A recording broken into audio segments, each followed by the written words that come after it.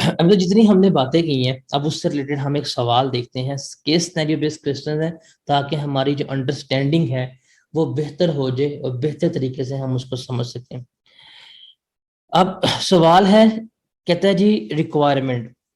ये दो सवाल हैं, एक सवाल ए है, एक सवाल बी है। अब सुनते जाएं जरा।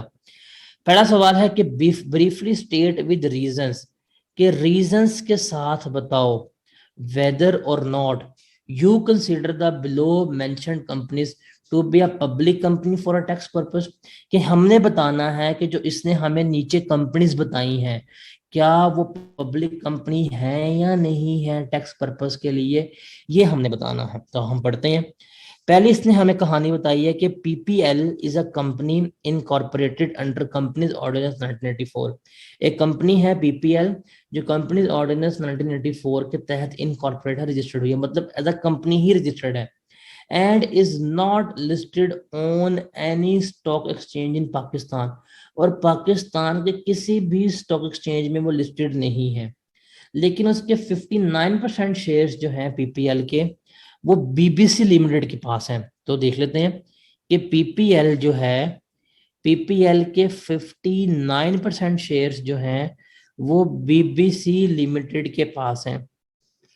और ये जो बीबीसी लिमिटेड है, ये यूनाइटेड किंगडम में कंपनी बनी हुई है, और यूनाइटेड किंगडम जो है वो इसके 97% शेयर होल्ड कर रही है। जो यूनाइटेड किंगडम है वो इसके, यूके जो है इसके 97% शेयर्स होल्ड कर रही है, यूके। अब हमने बताना है कि टैक्स पर्पस के लिए ये पीपीएल पब्लिक कंपनी कंसीडर होगी कि प्राइवेट कंपनी कंसीडर होगी। तो आंसर है कि सर ये प्राइवेट कंपनी कंसीडर होगी।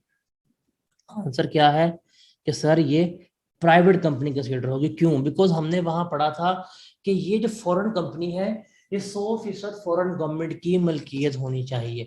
यहाँ पे 100% मलकियत नहीं है, बल्कि यहाँ पे 97% ओनरशिप है। सो दैट्स वाई हम इसे क्या कंसीडर करेंगे, हम इसको प्राइवेट कंपनी कंसीडर करेंगे, हम इसको पब्लिक कंपनी कंसीडर नहीं करेंगे, बिकॉज ये 100% ओनरशिप नहीं है। हमने वहां पे बकायदा टर्म पढ़ी थी, that was wholly owned subsidiary. Wholly owned का मतलब है कि 100% शेयर इसी के पास होने चाहिए। तो ये देखें डेफिनेशन, उसको अप्लाई करना है, तो हमने यहाँ पे उसका जवाब देना है उस डेफिनेशन की पर्सपेक्टिव पे। कि हम लिखेंगे पहले डेफिनेशन क्या है, कि ये डेफिनेशन का पॉइंट है कि जिसके पॉइंट के मुताबिक पहले वो हम क्लॉज लिखेंगे, उसके मुताबिक हम क्या कर देंगे, जजमेंट पास कर देंगे। एक और देखते हैं कितने जी, X Y Z limited is a public company. एक एक्स वाई जी लिमिटेड है, वो पब्लिक कंपनी है जो कंपनीज ऑर्डिनेंस 1984 के तहत इनकॉर्पोरेट हुई है, रजिस्टर्ड हुई है। जिसके शेयर्स जो है थे वो पाकिस्तान स्टॉक एक्सचेंज के ऊपर ट्रेड हो रहे थे 1 अगस्त 2020 से लेकर 29 जून 2021 तक। 29 जून 2021 को वो क्या हो गई है, वो डी लिस्ट हो गई है, वो लिस्टेड नहीं रही। तो हमने बताना है क्या ये पब्लिक कंपनी है या प्राइवेट कंपनी है। तो हमने इसके बारे में भी पढ़ा था, और वो बड़े कैटेगोरिकली पढ़ा था कि बेशक ऐसी कंपनी जिसके पूरा साल शेयर स्टॉक एक्सचेंज पे ट्रेड होते रहे, लेकिन अगर ईयर एंड के ऊपर वो लिस्टेड ना रही, तो उसको हम पब्लिक कंपनी कंसीडर नहीं करेंगे। तो यहाँ पे ईयर एंड है हमारा 30 जून, ईयर एंड है हमारा 30 जून। ये 30 जून से पहले 29 जून को ही क्या हो गई है, डी लिस्ट हो गई है। तो ईयर एंड के ऊपर ये लिस्टेड नहीं है। सो दैट्स वाई हम क्या कहेंगे, because it is not listed on year and, तो ये हमारी क्या कंसिडर हो जाएगी, ये हमारी प्राइवेट कंपनी कंसिडर हो जाएगी। तो डेफिनेशन बड़ी अहम है, क्या थी कि ईयर एंड के ऊपर at the end of that year it must be listed, वो नहीं है। सो दैट्स वाई हम क्या करेंगे, हम कह देंगे भाई साहब आप पब्लिक कंपनी नहीं है। उसके बाद a provincial government of KPK holds 50% of the shares in ABC Private Limited। KPK की गवर्नमेंट है, उसके एबीसी लिमिटेड में 50% शेयर्स हैं। Public company under the companies ordinance which is not listed on any stock exchange Pakistan. और जो ABC limited है वो किसी भी स्टॉक एक्सचेंज के ऊपर लिस्टेड नहीं है। अब देखें उसने कंफ्यूज करने की कोशिश की है, वो क्या कह रहा है, वो कह रहा है एबीसी लिमिटेड जो है ये कंपनीज ऑर्डिनेंस के तहत पाकिस्तान में रजिस्टर्ड हुई है, लेकिन इसके कहीं पे भी शेयर्स पाकिस्तान में लिस्टेड नहीं है।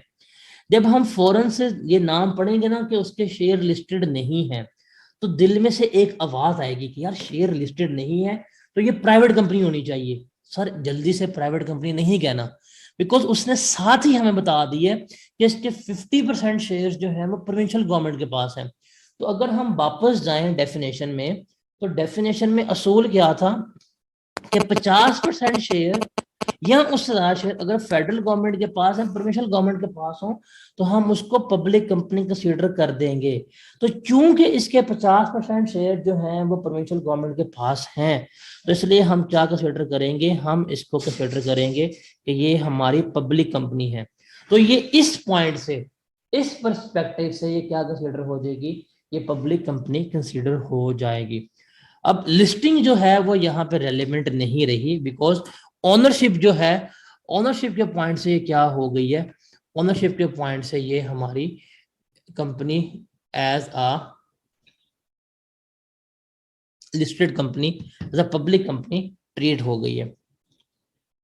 उसके बाद एक है BRR is a public company under the companies ordinance 1984। एक BRR पब्लिक कंपनी है, उसके 41% शेयर्स जो हैं वो फेडरल गवर्नमेंट के पास हैं, 50% शेयर्स जो हैं वो गवर्नमेंट ऑफ सऊदी अरेबिया के पास हैं, और 9% ऑफ शेयर्स जो हैं वो इंडिविजुअल ग्रुप कंपनीज के पास हैं। और BRR किसी भी स्टॉक एक्सचेंज के ऊपर लिस्टेड नहीं है। अब उसने हमें ये बात बताई है, अब हमने फैसला करना है क्या टैक्स पर्पस के लिए ये पब्लिक कंपनी है कि नहीं है। तो टैक्स पर्पस के लिए अगर हमने इसको पब्लिक कंपनी कंसीडर करना हो या डिक्लेयर करना हो, हम जाएंगे डेफिनेशन के ऊपर। तो डेफिनेशन में पहला पॉइंट था कि 50% या उससे ज्यादा शेयर फेडरल गवर्नमेंट के पास या प्रोविंशियल गवर्नमेंट के पास हो। तो क्या ये वैलिड कर रही है? द आंसर इज नो, क्योंकि इसके फेडरल गवर्नमेंट के पास 41% शेयर है। हमने कहा ठीक है जी, एक क्रॉस हो गया। दूसरा पॉइंट था 50% या उससे ज्यादा शेयर फॉरेन गवर्नमेंट के पास हो। क्या इसके 50% शेयर फॉरेन गवर्नमेंट के पास हैं? The answer is yes. क्योंकि इसके 50% शेयर फॉरेन गवर्नमेंट के पास हैं, सो ये क्या कंसीडर हो जाएगी, पब्लिक कंपनी कंसीडर हो जाएगी।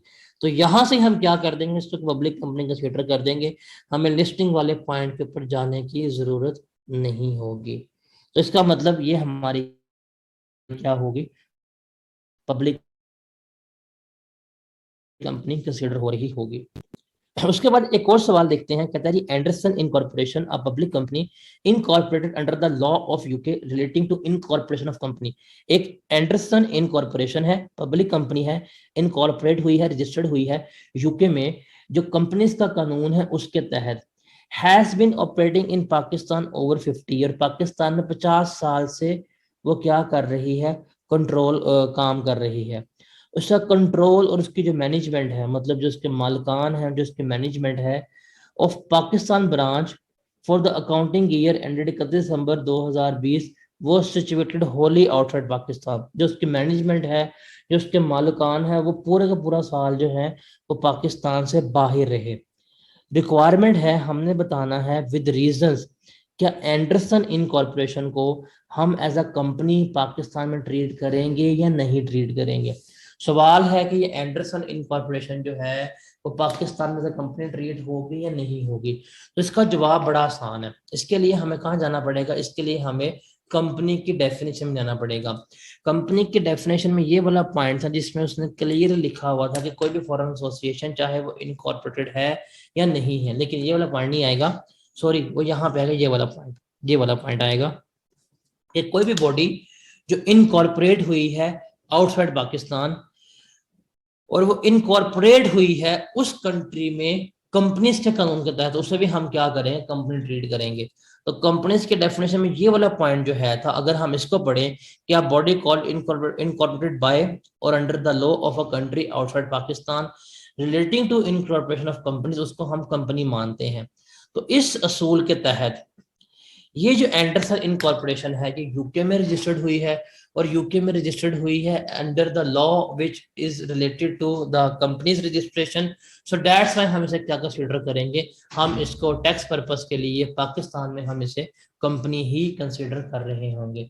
तो ये हमारी क्या कंसीडर होगी, ये हमारी कंपनी कंसीडर हो रही होगी। तो ये जी हमारी कंपनी की बात, जो तमाम डिस्कशंस हैं उससे रिलेटेड बड़ी हमने कंप्रीहेंसिव एग्जांपल देखी है कि उसमें क्या था और क्या नहीं था।